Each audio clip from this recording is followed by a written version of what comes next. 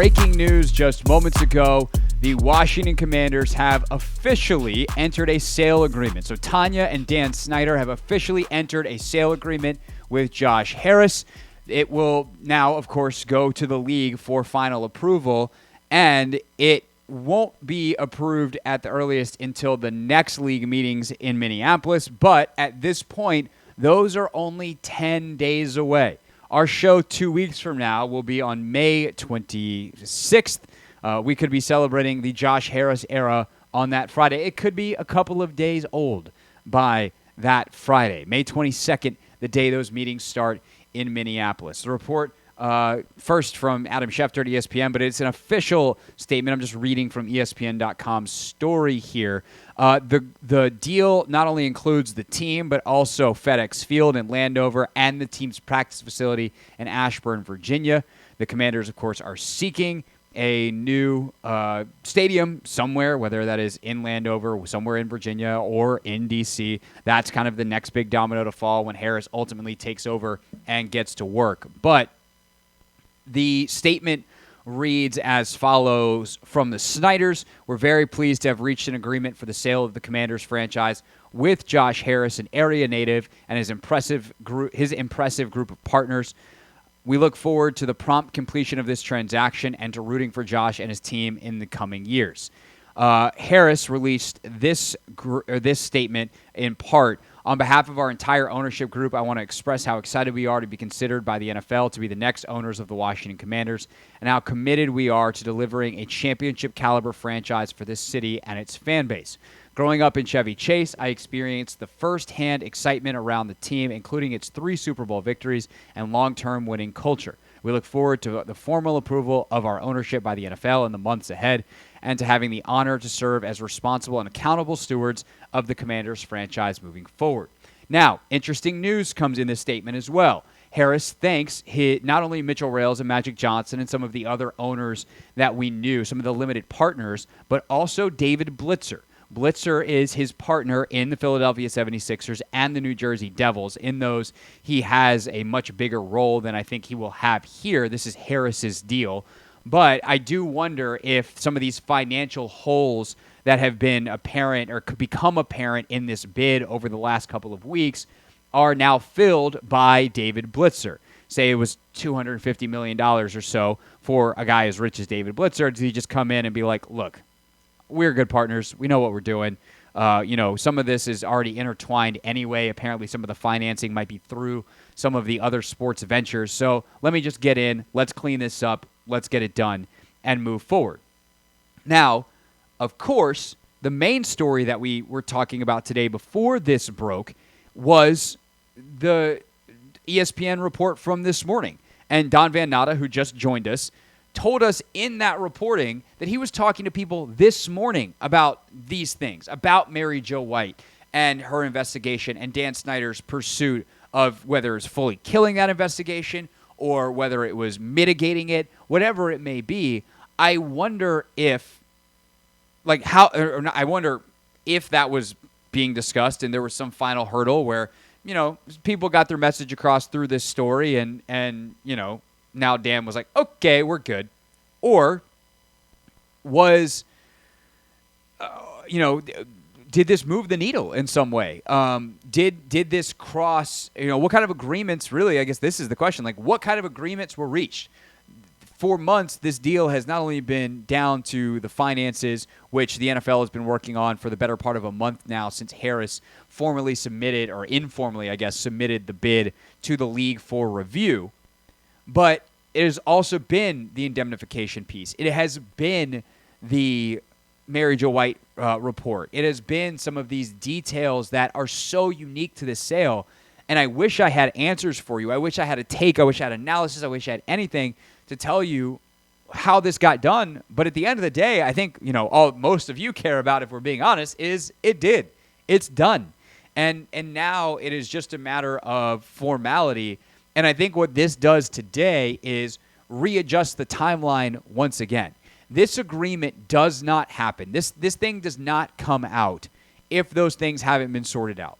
It also does not come out if, considering the league has been working on this behind the scenes, if the financial parts of this weren't sussed out this week.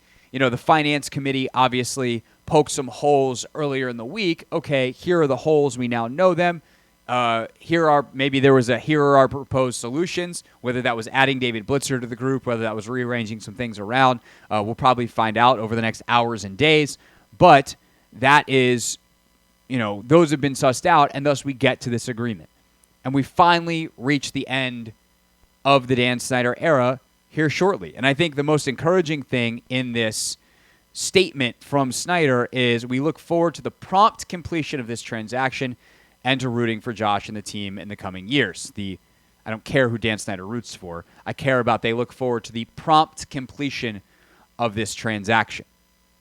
So that is the news. I'm not going to go back through the entire 20-minute monologue that I wrote for when this sale was announced months ago. It's just this is, and it's weird too because in some ways this is the day, in some ways that was the day, in some ways May 22nd will be the day. I do think it's funny, Anthony, ironic perhaps that how many different reporters did I ask what's going to come first, the schedule release or an official sale agreement? And all of them said, I think it's going to be the schedule release. And they got it by a day. Yeah, I mean, hallelujah, dog. Yeah. It's time. I don't care really like when it came. I'm just glad that it's finally here, to be honest.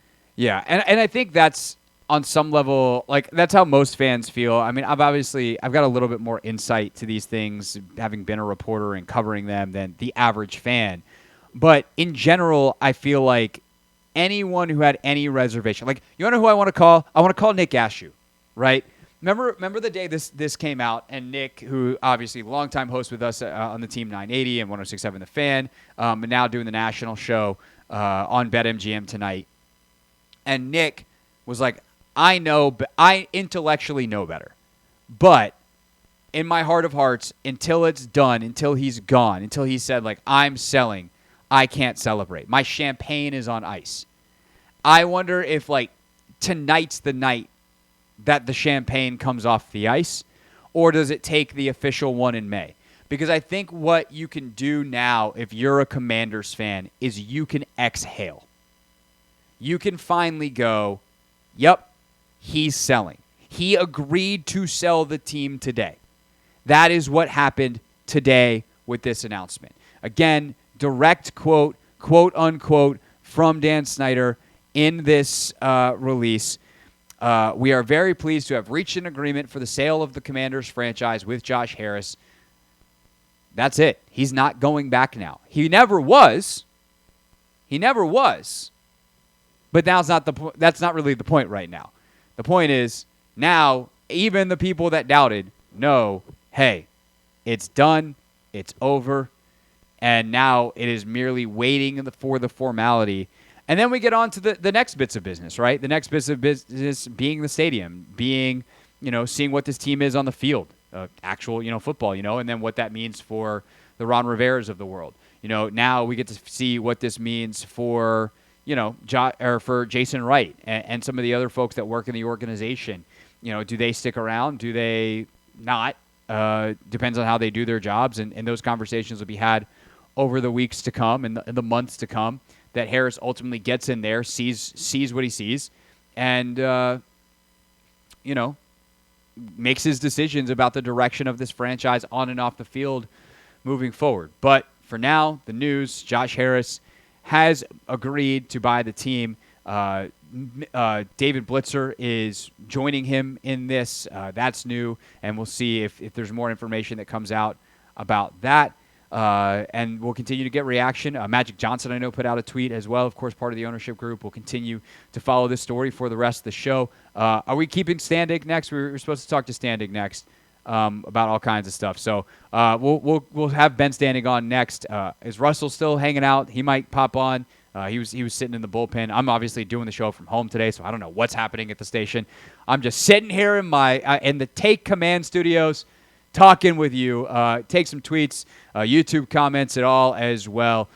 Calls later in the show, 301-230-0980. Can you finally exhale? Dan Snyder has entered an official agreement to sell the Washington Commanders to Josh Harris, and we're talking about it on the Team 980. Taking your calls, 301-230-0980. Your thoughts on Dan Snyder finally coming to an agreement with Josh Harris. It's official. It is signed. It is just pending league approval. Now, there are hurdles still to be worked through over the next couple of weeks. Hopefully it's just weeks. Maybe it'll be months. TBD. We'll see. But ultimately, we do have an assigned agreement, and I think I don't know. That seems pretty important. Today's the day that we finally hear from the Snyders and from Harris, by the way, that there is a sale that is pending that league approval, the final step before it's done. 301-230-0980 is the phone number. Let's go to those phone lines. Scott's in Silver Spring. Scott, what's up, man? You're on the Hoffman Show. What's going through your head on this Friday? Oh, it's Christmas on May 12th, man. It's Christmas on May 12th. I couldn't be happier. I'm happy we're just going to be able to focus on football now and not all the off the field stuff. And I guarantee you, watch how fast the stadium deal gets done now. We'll probably get to choose where we want to be. And I believe that. Great riddance, Dan. That's all I got to say. Bye. Thanks, Scott. But yeah, go ahead. He's taking $6 billion. He's not leaving unhappy now. Oh, yeah. Everybody's saying, oh, he had to sell. Yeah, well, he had to sell at like a 700% profit. So, good for him, but great riddance. Scott, thanks for the call. A couple of things to react to there. Again, more. Sorry, just got a message from someone that we were trying to book on the show. Probably shouldn't say who that one is, but we could have a really big guest next week, so that's cool. A couple of things to react to from Scott's call. One, the stadium part in terms of choosing where we should get to choose. That's how it should have been all along. Like, it is. There are so many things that would be so funny if they weren't sad and I didn't actually care about them and they weren't important, and that all of you listening didn't care about if they weren't important. And the stadium location is one of them. Like, Dan Snyder likes to fancy himself a businessman. He's like, yeah, I'm a businessman. I businessed my business into buying the football team, and now, look how much it's worth. I'm the business guy. This goober had 3 jurisdictions to pick from, okay? And we're not talking like, San Francisco, the Niners, when they wanted to build their stadium, we're probably going between, like, somewhere, let's say, like Marin County, north of San Francisco, San Francisco and Santa Clara, or like San Jose, or, they had a lot of land out there in the Bay Area, for sure. But they... at the end of the day, it was like all the state of California, all, a lot of local jurisdictions. They don't have nearly as much power and ability to gain and gather capital like a state entity does. This team not only had 2 states in Virginia and Maryland that desperately, for most of the time that Dan was the owner of the team, wanted to host this franchise, but the District of Columbia as well. Muriel Bowser has basically, since they changed the name, been all in on trying to get the team back to RFK. She has been one of the great advocates for that, if you think that great is the proper adjective there. She has been an advocate for it. Whether you think that's a good thing or a bad thing, I guess depends on your point of view. But he had not 1, not 2, 3. Give it the old Anthony. We give it the Steph Curry. Boom, 2, 3. Count that 3. You see, he had the 4-point play the other night. He hit a 1, 2, 3, 4. Yeah. I like JaVale McGee's celebration a little bit more. What's JaVale do? I think he goes 1, 2, 3, and then I don't Like know. kisses the fingers or something. Yeah, something like that. JaVale McGee's a weird dude. I'm happy that his career worked out. And I think he's still in the league, isn't he? Yes, he was with the Mavs, if I'm not mistaken. Yeah, I think that's right. Didn't think in the Dan Snyder show we'd get to JaVale McGee, but here we are. That's our show. If you don't like it, please stay. Please clap. That's a deep cut. Anyway, the point is, this goober, Daniel M. Snyder, had 3 jurisdictions bidding against each other for this team. And he was so toxic. He was so bad. He was so bad at business. He was so bad at employing people. He was so bad at being a decent human being that none of them wanted to play ball. And so I agree with Scott that Josh Harris will be able to get this done quickly. There's a lot of local power. A guy like Mitchell Rales is obviously super influential. Eric Schmidt is a guy who's probably very well connected on Capitol Hill because of his Google days. Like there's a lot of people who know a lot of people, and they can get that RFK land if it can possibly be gotten. Not to mention D.C. and Virginia provide a lot of leverage. So those 2 jurisdictions will certainly enter the fight, and D.C. is going to have to move quickly if they really want to get this done. The other thing, though, Ant, that I think is interesting that I am very curious about. I know where I sit on this, and it goes back to what Yates was talking about. Like, is this a moral victory, right, if you will? It feels like the good guys won. As much as it is about football and about winning and all that, the good guys won. Oh, definitely a moral victory.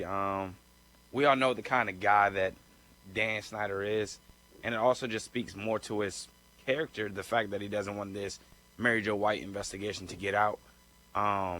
But we're finally here, and I think it does take the Megan Embers of the world and people like her to like really come forward and put the pressure on guys like Dan Snyder.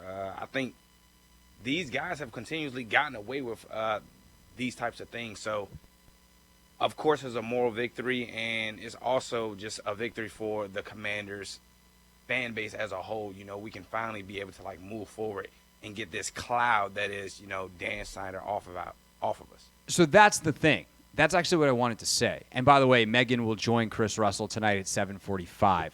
I was actually talking with Megan. I was thinking about having her on today. I think we're gonna have Melanie Coburn on Monday. And then while we were booking stuff, Chris already texted Megan. So I'm excited that Megan's on the station tonight. She deserves her flowers. But what I want to say is we're not done yet, right? And we're mostly done. And I think there can be an emotional separation now. And I hope that's what happens. Here's what I would suggest to people who have been, can you just talk about football the whole time? We're not quite done with Dan. But now when we talk about Dan, when the Mary Jo White report comes out, when some of these lawsuits are finalized, you don't have to feel like it's an attack on your team. Sure, it's radio time that we could dedicate to talking about the quarterback situation for the 852nd time in the last 42 days. But now it doesn't feel like an attack, and you can have a separation where the thing that you hold dear, where if Commanders fan is the first thing you have in your Twitter bio, and is that essential to your identity, well, now I can trash Dan Snyder, and it doesn't feel like an attack on you. It's the former guy. And you might be annoyed by it, but it's important that we get that accountability. Dan Snyder shouldn't get to walk away, like Scott, the caller, said. Dan Snyder shouldn't be able to walk away with $6 billion. It'll be $5 billion because he's $1 billion in debt. After taxes, he only gets to keep about $2 billion. He shouldn't get to walk away with billions of dollars and be off the hook. That's not really how accountability works. Okay, fine, I'll sell my asset and give up this thing so I can go live on my yacht and have you guys never talk about me again. No. That's way too easy. That's not accountability. That doesn't actually change the system at all. He needs to have the full reading of his sins before he gets to go away. Now, the good part is, again, it doesn't have to affect the football team anymore. We can just say, yeah, okay, this happened. We're going to talk about it because this is the former owner. Thank God we don't have to deal with this day-to-day anymore. Thank God this might not affect this isn't going to affect the football budget because Dan's paying a gigantic fine. Thank God this thing, that thing isn't affecting the Commanders anymore. But it's still going to be a story. I'm telling you right now, I'm not going to listen to anybody who says don't talk about it. And that's not to say I'm going to sit here and start the show every day. We wait for the Mary Jo White report. We wait for the Mary Jo White. Like, that's not going to be a daily occurrence. But when it drops, you're damn sure we're going to talk about it. Because the same people that just freed your beloved franchise, Megan Imbert, Emily Applegate, Melanie Coburn, etc., they deserve that. They deserve the truth and the transparency. And by the way, no matter what that report says, right? That's the thing about transparency. That's the thing about whatever level of journalism that it is we're doing on this talk show. Not the highest level. We occasionally dip into it. We certainly bring high-level journalists like Adon Van Natta on, and I try to be fair, and I try to be accurate and all those things, even when giving opinions, right? This is opinion journalism. But it's not like I'm going to win a Pulitzer for the show. But the thing about journalism is, and the thing about truth is, and the thing about facts are, they are what they are. I think I know what happened based off of lots of reporting and lots of information and lots of testimony. If Mary Jo White finds something else, I will simply say Mary Jo White found this, and that will be that. So I think that, no matter how this goes, we've spent so much time on it, we've been so interested in it, we deserve to know, and it's important that we know, so that there's kind of a warning shot to anybody else who might be trying something similar so that it doesn't happen again. Because that's the other thing about truth and transparency. It's not just reactive. It is also preventative. It is educational. It's a chance to talk about important things and make sure that people understand where the lines are so that bad behavior doesn't repeat itself. And also, by the way, in this particular case, getting rid of the person who is accused of the bad behavior will lead to more competent leadership and a hell of a lot more fun for the football fans of Washington, D.C. It's the Hoffman Show on the Team 980 and always live on the free Odyssey app. When we get back, more of your calls, 301-230-0980. This is the Hoffman Show on the Team 980 and the Odyssey app.